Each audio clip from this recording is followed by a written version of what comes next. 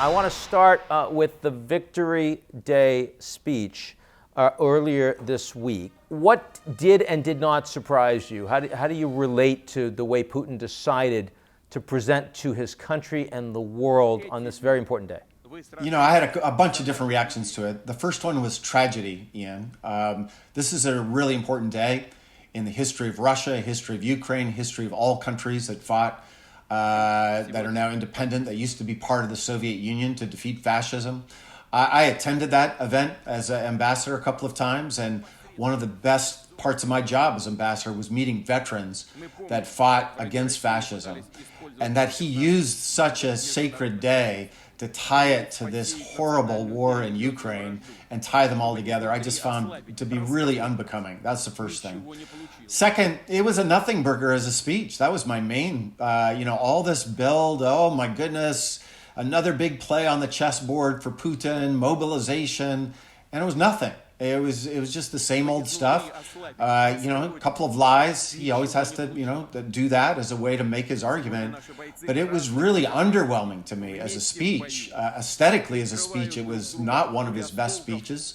Again, aesthetically, I said. I disagree with almost all of Putin's speeches, but some have been well constructed. This was not that.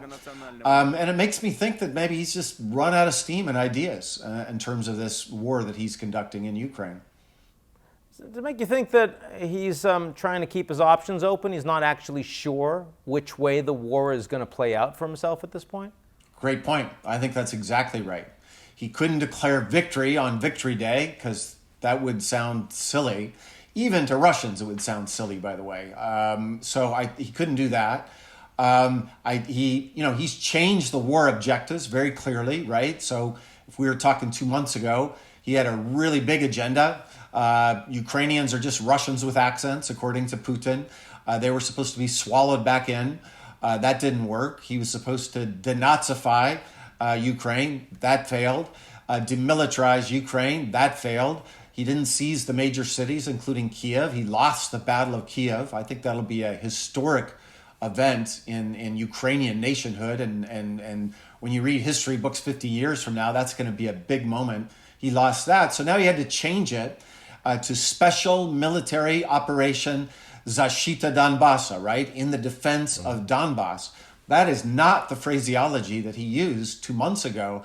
And even there, to your point, I don't think he knows if he can prevail in Donbas. And that's why I think he had to hedge his bets in this speech this week.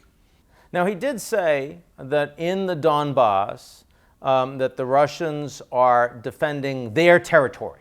Belongs to them. Yes. So do you get the sense that kind of baseline table stakes, irrespective of what else he may want, is that he intends to take /annex /not give up all that land, which is a lot more than where he was before February 24th, before the tanks started rolling? Yes. That actually was the most important phraseology of that speech, because that was the first time, to my mind, where he very deliberately talked about parts of Ukraine that formally we thought were either contested parts or not contested parts as being part of Russian territory. That suggests that is his strategy, that he is going to annex those territories and then try to hold them. And that is new. That is something qualitatively different than the way he's been speaking about the war so far.